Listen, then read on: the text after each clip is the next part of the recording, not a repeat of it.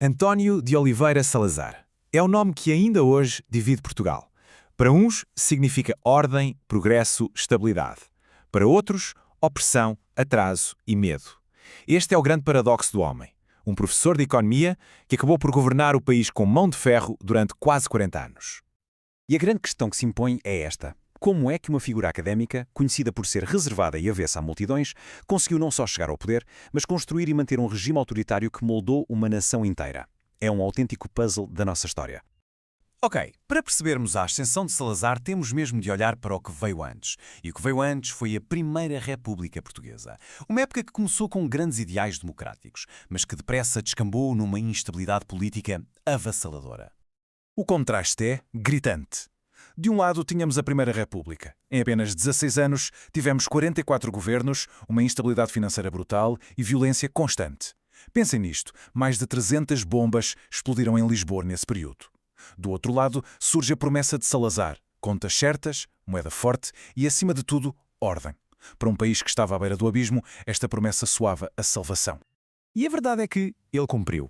Assim que foi chamado para Ministro das Finanças em 1928, com poderes quase totais sobre as despesas do país, Salazar fez o que parecia impossível. Em apenas um ano, equilibrou as contas e apresentou o primeiro de muitos excedentes orçamentais.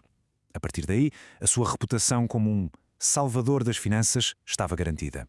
Com este enorme prestígio financeiro a servir de trampolim, o caminho para o poder total estava aberto. Em 1932, Salazar é nomeado presidente do Conselho de Ministros. E é a partir daqui que ele começa, peça por peça, a construir o seu regime, o Estado Novo. O Estado Novo, que ficou oficializado na Constituição de 1933, não era só uma ditadura. Era um projeto muito mais ambicioso, que queria estruturar toda a sociedade portuguesa. A ideia era muito clara: substituir o que ele via como o caos dos partidos e da democracia liberal por uma harmonia social, imposta pelo Estado, claro. E tudo isto assentava nestes pilares, que se resumiam no famoso lema Deus, Pátria e Família.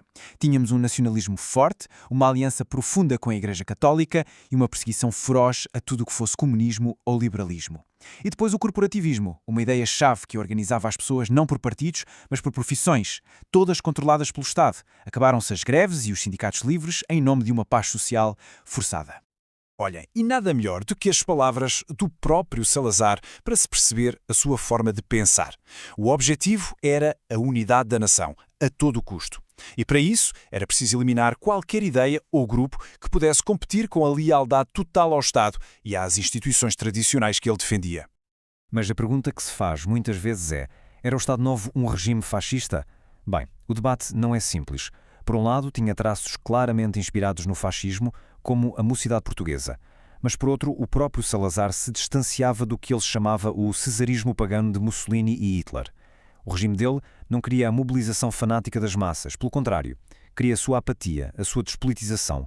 Era mais um autoritarismo conservador do que um fascismo revolucionário. E a estabilidade política de Salazar foi posta à prova da forma mais dura possível quando o mundo mergulhou na Segunda Guerra Mundial. Este conflito obrigou a um jogo de equilíbrio diplomático extremamente delicado. A sua estratégia foi uma neutralidade muito calculada. Manteve a aliança histórica com a Inglaterra, ao mesmo tempo que vendia matérias-primas cruciais, como o wolfrâmio, à Alemanha nazi. Mas o ponto de viragem foi em 1943, quando permitiu que os aliados usassem a base das Lajes, nos Açores. Foi um passo absolutamente decisivo para a vitória dos aliados na Batalha do Atlântico. E no meio deste jogo de xadrez, acontece algo paradoxal. Lisboa, a capital de uma ditadura, transforma-se num porto de esperança. Tornou-se uma das principais portas de saída da Europa para mais de 100 mil refugiados, incluindo muitos judeus que fugiam do horror nazi. A guerra acabou, o mundo mudou radicalmente. Uma nova ordem global nasceu e os ventos da descolonização começaram a soprar por todo o lado. Mas Salazar recusou-se a aceitar essa mudança. Para ele, o Império Português era intocável. Orgulhosamente sós, foi este o lema que passou a definir a posição de Portugal. Enquanto as outras potências europeias abriam mão das suas colónias, o regime de Salazar entrincheirava-se, insistindo na ideia de um Portugal uno e indivisível, que ia de trás-os-montes a Timor. Só que esta teimosia teve um custo humano e financeiro brutal. A partir de 1961, Portugal foi arrastado para uma guerra em 3 frentes: Angola, Guiné e Moçambique. Um conflito sangrante que se arrastou por 13 anos e que consumiu os recursos, as vidas e o futuro de uma geração. Foi esta guerra que, no fim de contas, ditou a queda do regime. E o fim do governo de Salazar é, no mínimo, bizarro. Em 1988, ele caiu de uma cadeira, sofreu uma hemorragia cerebral e ficou incapacitado para governar.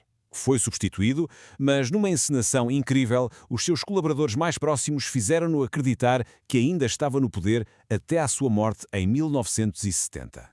O regime ainda sobreviveu a Salazar, mas não por muito tempo. E hoje, o seu legado continua a ser uma ferida aberta na sociedade portuguesa.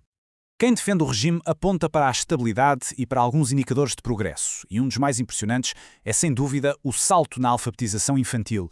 Passou de apenas 33%, quando o regime começou, para uns incríveis 97% em 1960.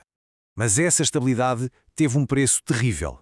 A ordem era mantida pela PIDE, a temida polícia política, que vigiava, prendia, torturava e matava opositores.